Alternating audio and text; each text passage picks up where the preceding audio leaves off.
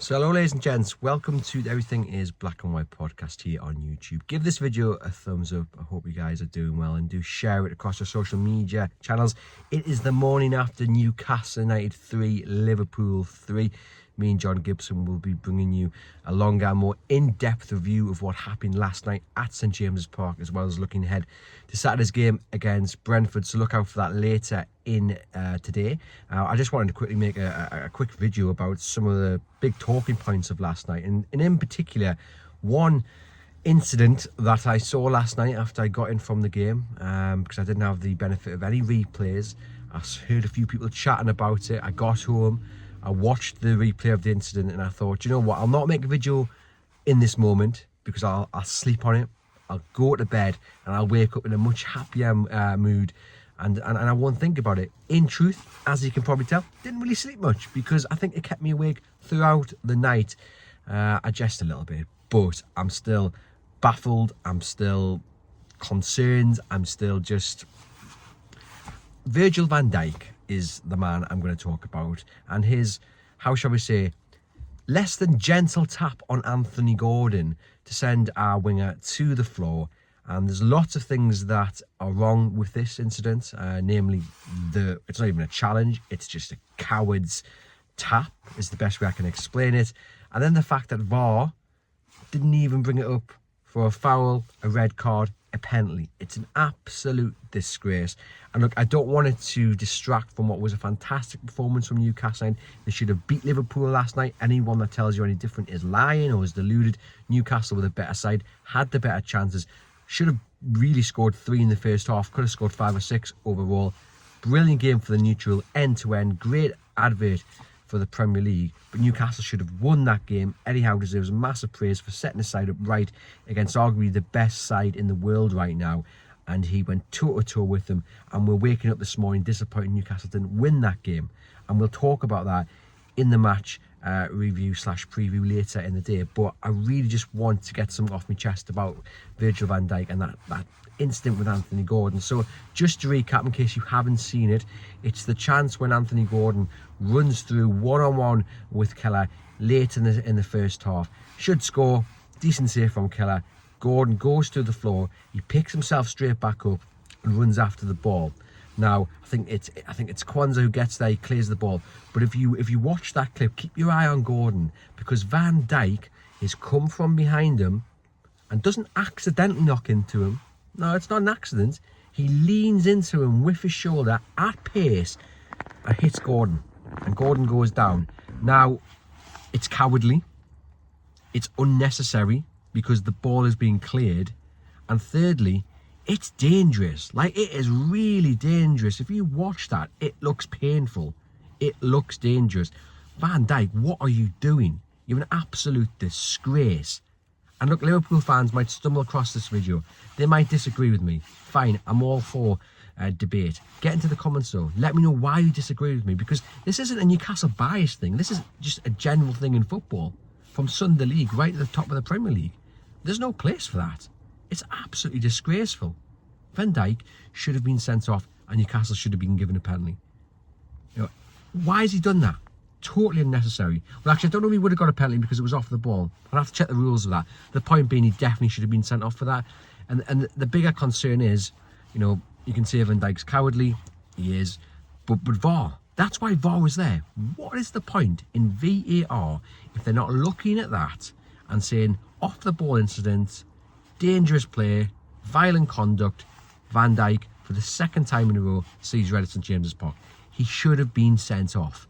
And for the life of me, I can't even work out why Andy Madley, who had a terrible game, by the way, not just from a Newcastle point of view, from both sides, he was shocking last night. But the VAR should have sent Madley to the screen to have a look at that incident. And I just can't work out why they didn't, because having watched it, having heard people talk about it, then get home and watch it. So on the journey from St James's Park back to my gaff, I was like, in my head, like, is it, you know, people can get a little bit over the top about things. You know, when you don't win a game from a position you should do, you can kind of zone in on one or two things and make more of it than you should. is it that bad? Is it really going to be that bad? So got home and watched it, and yes, it is that bad. And then I watched it a second, and a third, and a fourth, and a fifth time. Got this morning and watched it, and honestly, I'm rattled by this. And you can get in the comments, and Liverpool fans might have stumbled across and say, oh, he's absolutely rattled, small time. I'm rattled. I'll admit it. Be the bigger man. I'll absolutely admit it. Rattled by that incident, because it's just dangerous more than anything else. That's the thing. Like, it's just really dangerous. Really, really dangerous. Obviously not as bad as like Ben Thatcher on Mendes back in the day, but you know, it's not too far away from that. It's just totally unnecessary. Totally unnecessary. He should have seen red. And VAR, as well as Andy Madley last night, had just awful, because in the second half, Alexander Isak, who scored a belting goal, should have had a penalty. He's beaten the defender. The defender stuck a leg out, and he's gone down, and it is a penalty. It is a penalty. Is it a stonewall penalty? Do you know what? Some might say it might be. You know, the contact isn't huge, but it's definitely not minimal. You know, the leg comes across him, and he stops Alexander Isak from running. Alexander Isak gets past him without any obstacle. He shoots on goal, and he scores, like he did for the one he had ruled off offside, like for the one that he had in the back of the net in the first half. Absolutely baffling decision by VAR, and we saw the reception that Andy Madley got at the end of the game as he walked down the tunnel, and no surprise, because we haven't even talked about one of the other controversial incidents is when he blew the whistle with Newcastle United on the counter-attack. And fair enough, he looks like he's blowing the whistle just as Pope's throwing the ball out, and the Liverpool defenders kind of do stop. So that's maybe one reason why Newcastle found themselves with so much space. I think the bigger concern for me, the bigger question for me, is why he blew the whistle at 95-15 when there was 3 or 4 incidences in added time, which definitely in any other game would have been added on, and we would have been playing 97-98 minutes of added time. There's so many questions, and if Howard Webb thinks writing a letter to Eddie Howe or going on to that programme with Michael Owen and admitting that they got these decisions wrong is going to help, it's not. It's absolutely not, because I am sick of watching Howard Webb or reading reports where VAR and Howard Webb's admitted they've got things wrong. You know, they've got the best technology there. It works in other countries. It works in other leagues. I don't for the life of me understand why nearly week in, week out, we are talking about VAR getting it so badly wrong. The technology's brilliant. The people in charge of it cannot use it.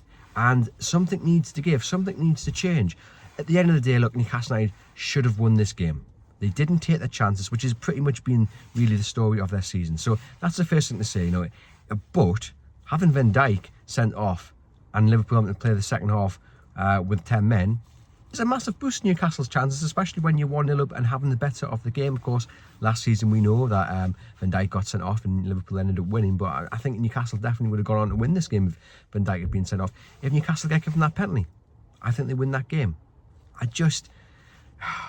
We shouldn't be sitting here talking about VAR incidences and bad refereeing decisions after such a wonderful game of football. That's why you pay your money, to go and see that kind of football. And if you were neutral, you'd be all over that. And even as a Newcastle United fan and reporter who obviously wants to see Newcastle United win, you still feel privileged to have seen that and to have been there and to witness last night and to be part of that atmosphere and that end-to-end flowing game. You do. But sadly, as is often the case with VAR, that gets the headlines ahead of beautiful goals or beautiful games, and it doesn't need to. Just put people in charge who understand the game, who understand how to use that. Don't be afraid of overruling the referee. Just get the right decision. There's no point shouting from the rooftops about how this is going to make the game better and fairer if week in, week out we are talking about them getting it so badly wrong. You know, not just Newcastle, of course, across the Premier League. And you look at other leagues and you think, they get it so right. How are we so bad at it? And last night, just another example of how badly they can get it. Like I say, Andy Madley was terrible, I thought, for both sides. I think he lost control of the game pretty early on, dishing out yellow cards and stuff. He was letting challenges go. Then that later on, he was booking. No consistency. You know, he was pretty dire for both sides, I thought. And I'm not one that usually criticises referees. They've got a really tough task. But yeah, you know, the reception he got when he left the pitch last night was thoroughly deserved. He was shocking, really, really bad. But I think my main gripe here is VAR and why Virgil van Dijk did not get sent off last night. If anyone knows, let me know in the comments. Let me know what you think. And like I say, if you're a Liverpool fan, you stumble across this, don't get angry at us. Just let me know in the comments why you disagree. Because honestly, if it'd been the other way around and it was Fabian Schär on Nunez and Fabian Schär gets pulled up and sent off via a VAR check, you know, I'd be mad at Fabian Schär, to be quite honest, because it's an unnecessary thing to do. Off the ball, the danger's gone. It's not needed. You know, and he would have deserved to see red. Van Dijk deserved to see red. Absolutely baffling. But yeah, from a Newcastle point of view, Eddie Howe's now just got to find the formula to turn that fantastic performance into a performance against teams who don't want the majority of the ball, which is easier said than done. But you know, it's great to see them put in such a performance. Great to see get such a reaction. But you're only as good as, you know, your next game, so to speak. So they've got to go to Brentford, which is a tough place to go. They've got to go to Brentford and hopefully pick up all 3 points. Brentford shocking on the road, brilliant at home.